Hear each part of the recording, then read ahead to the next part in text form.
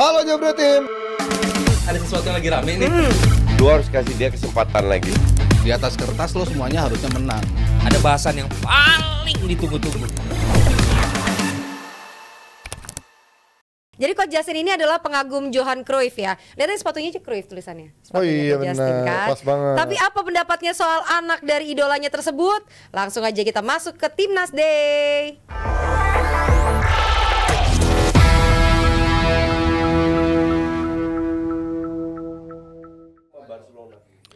Sebagai pengagum Cruyff yang memang punya anak mantan pemain MU, ada MU-nya. Baik. Udah mulai gila kan Coach bilangnya. Udah mulai gila. Apa yang ditawarkan oleh seorang Jordi yang juga pernah kan menjabat sebagai Dirtek ya waktu di Barca ya? Ya. Menurut lo sebagai advisor di timnas ini apa Coach? Gue agak kaget ya karena dalam pembicaraan gue dengan orang-orang PSSI nggak pernah ada istilah technical advisor. Clifford dan teman-teman yang bertambah terus sudah kelihatan kan bentuknya udah banyak, tinggal asisten lokal aja yang belum ditunjuk. Yang luar udah semua lah. Sama langsung Dirtek. Ternyata ada satu step lagi di tengah yaitu technical advisor. Kita bisa kritik, bla bla. Kan kalau gue selalu bertanya ada apa di belakang ini? Pemikiran apa? Clifford itu udah bicara sama Cruyff. Jadi kayaknya Clifford pengen fokus ke timnas sehingga sepak bola Indonesia yang harus dibenahi itu suruh orang lain lah. Nah, untuk menunjuk Dirtek yang tepat itu kan SOP sekarang ya, itu ada agensi di belakang. Gue nggak tahu apakah satu agensi, dua agensi atau tiga agensi. Agensi yang memberikan nama ke Erick Thohir. Nggak mungkin Erick Thohir bilang, oh ya ini tahu. Nggak mungkin itu. Ya, Okay? secara CV-nya ya segala macam ya. Jadi agensi ini yang memberikan nama. Nah sekarang dengan hadirnya Cruyff.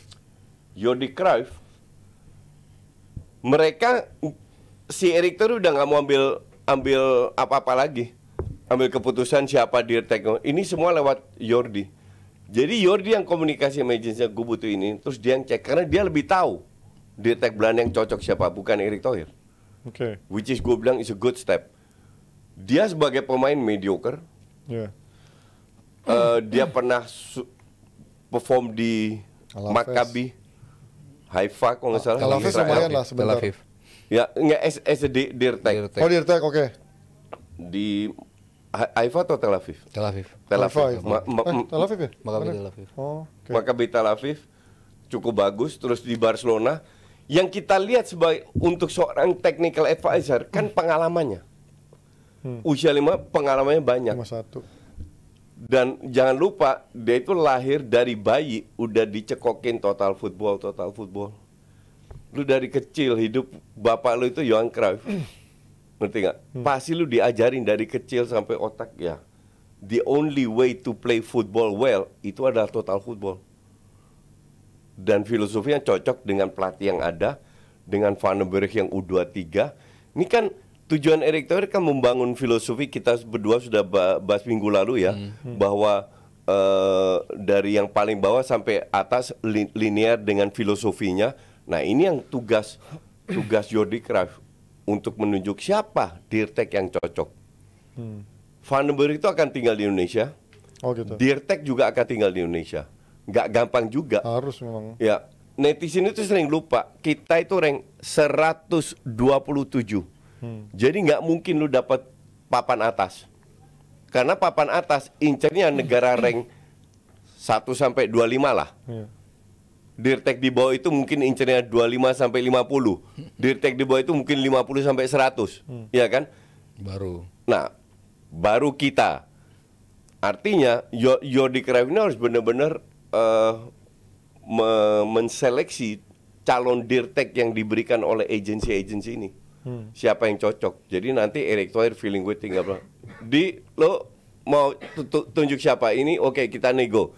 Segini oke, deal. Dan itu di bulan Maret, dia mulai kerja 1 Maret dan ini udah tanggal 3 ya sekarang. Artinya dia sudah bekerja, dia akan menseleksi dan feeling gue sih nggak lama kita akan punya Dirtek. Berarti temporary dong coach dia. Si Jordi. Nggak lama. Nggak lama. Tapi dia juga berdasarkan pengalamannya dia akan kasih masukan ke Kluivert dan kawan-kawan, dia akan kasih masukan ke Van den Berg di U23, ke Coach Nova di U17, di nanti pelatih baru. Itulah kenapa pelatih U20 belum ditunjuk. Tugas dia juga untuk menseleksi, feeling gue ya, tugas dia untuk menseleksi pelatih U20 yang satu visi dengan semuanya. Gimana Mas, lo ngeliat dari ini ada bocoran nggak dari media-media mempertanyakan Dia lebih banyak bocoran daripada technical gue. advisor nih apa? Kan lo yang dapat bocoran 51 tahun gitu kan. Apa bocoran berikutnya? Dan 51 umurnya. 51 Iya, tahun, iya, ternyata benar, 51. Tapi bukan Dirtek ternyata. Dirtek. Technical advisor apa nih? Apa PSSI ngetes air? Ya. Wah, kalau ternyata banyak yang oke, wah sekalian aja deh jadi Oh gitu. director. Oh, itu ada Enggak, kemungkinan enggak. ya. Ada kemungkinan jangan-jangan. Enggak ya. Karena kan posisi technical director itu kan strategis banget dan penting memang. Tadi kan Justin bilang filosofi, ya pasti dia kan yang ngatur supaya seirama semuanya. Jadi memang harus orang yang betul-betul pilihan gitu. Dan untuk PSSI menunjuk, ya kan harus tahu latar belakangnya segala macam. Ya memang Jordi Cruyff yang menurut pengalamannya jauh lebih sukses untuk bisa memilih, termasuk tadi yang sebelum di Maccabi dia di klub Siprus kalau nggak salah, Lasarna atau apa gitu ya, lupa gue namanya.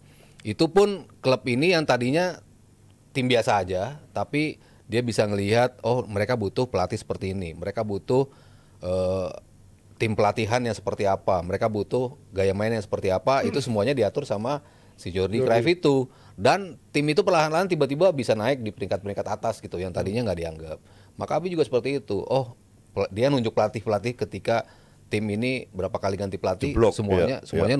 nunjuk dari Jordi Cruyff. Dan penunjukan itu berbuah gelar terus buat Maccabi itu. Jadi kan dia bisa mencium siapa pelatih yang cocok untuk Maccabi pada saat itu gitu. Dan terbukti bisa menghasilkan gelar demi gelar atas rekomendasi semuanya dari si Jordi Cruyff. Jadi emang dia punya kemampuan untuk mencium siapa yang pantas di posisi apa, makanya kenapa dia ini menjadi advisor gitu. Feeling gue ini permintaan dari Kluivert.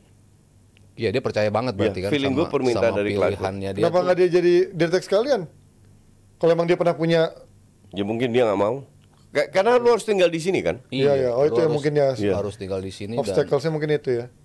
dan day to day work gitu kali mungkin dia masih enggak. Kalau advice kan saat dibutuhkan Konsultan. Zaman sekarang tuh emang populer dengan kata konsultan, nggak terikat tapi duitnya gede gitu ya. gede. Kalau konsul di kantor-kantor kan gitu sekarang kan. Dan harapannya pasti pilihan yang dia tentuin jatuh ke orang yang tepat karena based on pengalaman dia sukses melakukan itu. Kan kita ya jangan bicara dia menjadi dirtek atau advisor di klub besar gitu kan. Kita kan Jasin bilang tadi, kita kan negara yang biasa aja gitu. Jadi mau di-compare sama Maccabi ya mungkin ya itu kan juga bukan negara yang ngetop sepak bolanya gitu, tapi ternyata dia bisa execute apa yang dibutuhkan oleh klub pada saat itu gitu. Nah, ini kan yang dibutuhkan kita sekarang apa nih?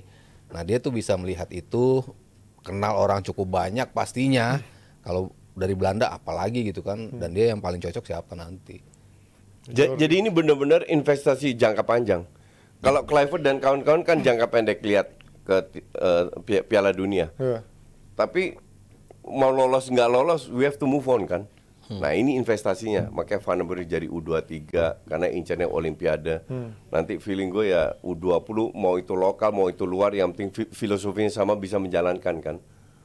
Berarti untuk jangka panjang nih filosofi kita akan linear dengan filosofi Belanda ini berarti ya. Iya. Siapapun pelatihnya, habis Piala Dunia habis kualifikasi Piala Dunia nih ya. Ya kalau ngeliat tim yang dibentuk sih ya pasti gini. bau ke sana. Oke, itu dia dari soal Jordi sebagai technical advisor PSSI. Sampai kita menunggu juga kabar apakah akan dalam waktu dekat ditunjuk seorang Dirtek atau jangan-jangan mungkin sambil merangkap dulu, mungkin melihat apakah Jordi nyaman. Tadi kata Mas Arya mungkin ada hints. Yaudah Jordi lu aja deh sekalian day by day nyatakan. Tapi kalau ini masih banyak yang penasaran bocoran-bocoran squad, apalagi besok tanggal 4 sudah dibuka nih penjualan tiket Timnas lawan Bahrain. Sementara yang terdekat justru kita menghadapi Australia dulu. Udah bulan Maret ini menuju berangkat. Mereka berangkat kira tanggal berapa ya? Berarti kalau main tanggal 20 mungkin 2 hari 3 hari Kalau sebelumnya. ngumpul kalau Enggak habis liga selesai. Liga 1 kan lebih cepat diselesaikan untuk bisa ngumpulin at least seminggu. Oke. Tapi kan pemain-pemain lain kan tanggal 16 masih main, Betul. tanggal 15 masih main. Dan trip ke sini kan panjang juga. Mereka mungkin baru bisa gabung 18. Artinya kan 17. 17. 16 itu hari Minggu. Ya, ada jadi pertanyaan sampai 17. 17. Mainnya Kalau 20. Kalau langsung berangkat tuh dari 16 malam berarti kan nyampe di sini 17. Nyampe Australia. Iya, langsung ke Australia. Oh, langsung nggak berangkat ke Indonesia. Iya, dulu? ngapain sini dulu? Berapa tuh? 17 tuh baru nyampe. Istirahat, recover, 18 latihan, 19 latihan, 20 Ya, main. makanya Hebat cuma banget sih, waktu tapi Dua hebat hari banget doang sih. latihan. yang di Eropa pada main-main itu 16 baru bisa cabut gitu. Sementara yang di sini Atau yang ada yang 15 mungkin. yang di ASEAN tuh kayaknya bisa diberangkatkan lebih dulu gitu. Nah ini kan berarti udah bulan Maret, berarti Kluivert juga harusnya kapan? Udah di Jakarta lagi dong, berarti harus katakan Maret bakal balik ke Jakarta kan? Akan balik. Nah berarti dia gimana menurut kalian metode dia mengumpulkan pemainnya? Mungkin dari pemain-pemain yang udah mayoritas dari yang udah skuad lama, Ya. terus sisanya gimana menurut Gue kalian? rasa nggak akan banyak dirombak. Iya, Yang penambahan paling satu yang dua dirombak paling banyak mungkin yang di subs ya. Subs mungkin agak, oh ini ada pemain satu bintang, pemain lokal yang bagus tapi belum pernah main di timnas, kita kasih kesempatan itu doang. Tapi intinya ya feeling gue itu aja. 90% lah kalau masih tim yang lama lah. Ya karena itu materi yang saat ini mungkin terbaik yang kita punya gitu kan. Mau yang di luar, mau yang di dalam. Sejauh ini kan kalau ada perubahan maksimal 2 gue rasa sih pemain baru gitu. Dan tim pelatihan pasti udah monitor terus tim yang ada di sana kan. Walaupun Kluivertnya bergerilyanya di Jakarta atau di Indonesia gitu kan kemarin-kemarin sama timnya, tapi kan pasti dia monitor juga tim inti kita yang main di luar kan. Ya Verdong lah, Tom Haye lah, semua kan pemain-pemain itu kan pasti mereka monitor terus gitu. Dan mereka yang jadi backbone tim kita kan. Jadi pastinya yang di sana nggak tahu dia hadir langsung ke lapangan apa enggak, tapi pasti kan dia monitor dan di analyze. Gue pengen nanya 2 posisi di back kiri dan back kanan. Back kiri kan nambah Dean James penuh banget kan. Menurut kalian apakah tetap semuanya ada termasuk tambahan Dean James atau bakal ada yang keluar dari antara Verdong, Patinama, Arhan atau akan Gue bilang sih nggak ada yang keluar. nggak ada yang keluar dari back kiri itu semua ya? Cuman nggak, Dean James ini kan bisa main di depan, sebagai sayap winger. kiri, betul. Dan Ragnar nggak main kan?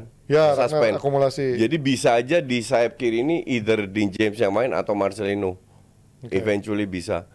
Tapi gue bilang sih feeling gue Marcelino akan jadi starter.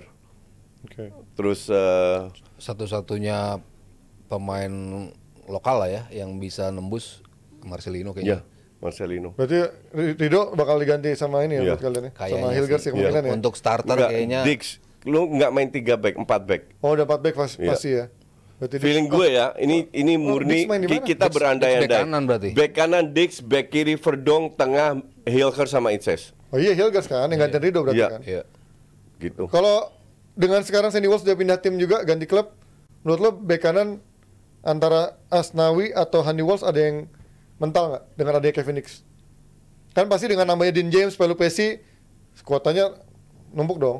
Atau mereka memaksimalkan, mereka masuk semua, di tengahnya ada yang diganti atau striker ada yang Enggak, mungkin dimentalin. yang diganti Ferrari kayaknya ya. Oke, di Ferrari backnya. hilang kan masuk satu slot untuk Dean James misalnya. Terus di tengah Atau striker ada yang dimentalin juga kan masih kayak hoki atau ya mungkin salah satu akan antara Dimas hilang. Derajat atau siapa? atau Renata, strike. ya. Kalau di depan sih pasti yang pemain kita yang ada di squad, gua rasa Egy itu ada di situ. Lagi bagus dia di Dewa ya. Iya, Egy lagi bagus. Ricky Kambuaya kayaknya ada di situ. Kalau 2 pemain yang menurut gua punya potensi untuk ya dapat 5 menit lah misalnya atau 15 menit. gitu. Tapi Joey Dean James ini belum disumpah kan? Belum. Kapan? Katanya minggu ini kalau gue baca-baca sih. Minggu ini. Di sana tapi di luar. Ya nggak apa-apa, yang penting disumpah kan. Tapi nggak tahu deh tanggal Pokoknya mana. mau dikebut di lawan Australia udah main. Iya. Nah kalau sana lawan Australia main di tengah Haye, Joey, Marcelino depan. Nah yang 3 depan ini yang masih jadi tanda tanya. Ya, pasti Romani main sih. Satu oleh kayaknya. Ole pasti main. Pasti main Tapi sih, apakah dia jadi striker atau jadi winger? Nah iya itu ya, Iya kan? penasaran gue. Bisa juga Reinders main jadi winger, oleh striker, Marcelino di kiri. Bisa juga apa namanya si Marcelino di belakang striker, olehnya striker, Reinders sama James. Oh ya, Dean James di kiri depan. benar. Bisa Nah juga. di depan ini masih bisa geser-geser lah. Menarik ya, ini masih kita penasaran banget pastinya semua pencinta sepak bola. Siapa pemain-pemain yang akan dibawa ke Australia oleh Kluivert, bocoran siapa dan pemain yang mungkin akan akhirnya Yang diaspora feeling gue semua dibawa. termasuk yang di ASEAN. Ya, Jordi Amat gitu. Jordi Amat mungkin enggak. Jordi Amat enggak. Strike gue nggak ya, strike itu di bench aja nggak ada loh. Ya, Berapa match terakhir? Si Nathan juga lagi turun banget. Turun gitu. banget kan. Masuk ke 21 Nathan. Iya. Iya. Dan Ya, jarang. itu dia kita lihat tunggu sampai ya menunggu kabar terakhir, siapa nih Kluivert yang sudah mengantongi dari pemain-pemain yang ada dari diaspora maupun yang bermain dari Liga 1? Mungkinkah ada kejutan? Kita tunggu saja dari Coach Patrick Kluivert pastinya. Oke, ini ada saweran dari Bakti Rp200.000. Salam penalti coach. Next time saya ikutan main. Main apa nih? Bangke Bakti. Siapa sih? Bakti member lah. Oh member, oke. Oh dia nggak ikut main kemarin? Jadi kemarin gue itu cetak 2 gol, banyak peluang, 4 peluang, kipernya lagi bagus, semua shootingan gue ditepis, dan gue penalti nggak masuk. Kenapa nggak Hanif yang nendang penalti? Hanif udah pulang. Nggak, dia nggak punya mental juga kalau sedang penalti. Pernah waktu dapat penalti nggak berani dia mental soalnya. Dari Nggak, kesel- kalau penalti semua gue yang ngambil. Ya iya itu masalah otoritas. itu mah beda. Gagal nggak gagal ambil terus. Gagal ambil terus. Oke, next dari Keselak Gajah Rp100.000. Apakah memungkinkan Dirtek Timnas dari Indonesia atau minimal sudah pernah berkarir di Indonesia? Kalau ada kira-kira siapa? Mungkin aja. Wistra. Mungkin aja pelatih ya kayak Haustra gitu, mungkin aja. Iya paling mungkin sih kalau di detek Iya. ya dia ya. Kalau yang Mungkin aja. ada linearnya lah, ada korelasinya. Ya. Ada lagi? Dari Fedrik Rp100.000. Back-back Milan musim ini bapuk semua. Ya. Pavlovic. Ini bukan pertanyaan, ini statement dan Ya, gue ini dan gue curhatan. setuju, dan bukan backnya aja, tapi juga masalah pelatihnya. Dari Fadli Rp50.000. Coach bahas Brighton yang lagi naik daun. Ulet emang dia. Ya. Brighton ini nggak konsisten, gue bilang. juga sih gitu-gitu aja Iya. udah. Iya gitu-gitu, kayak kadang main bagus menang terus dibantai sama Forest ya. Yang 6-0, 7-0 berapa? 7. 7 sama Forest ya. Iya. Jadi sangat tidak konsisten. Tapi ya Tapi gue bagus. suka aja nonton Kualitas- Brighton. kualitas Gua mainnya mau, bagus. mau menang mau kalah gue suka nonton Brighton. Oke, udah. Oke. Dan Jebret Tim Nesa mau ngasih pengumuman sekali lagi ya. Kalau stand up Yuasa Stand Up Bola Raga League season 4 ini lagi hadir kembali, dan kalian bisa banget ya untuk ikutan daftar kalau mau daftar, karena kita lagi roadshow nih untuk daerah Jawa Tengah dan juga Yogyakarta. Audisinya 4 Maret di Kota Solo, Jawa Timur di Surabaya tanggal 6 Maret, dan Jawa Barat 10 Maret di Kota Bogor. Untuk lebih lanjutnya kalian bisa cek langsung di Instagramnya Jebret Media atau juga bisa scan barcode untuk daftar. Langsung aja daftar sekarang juga.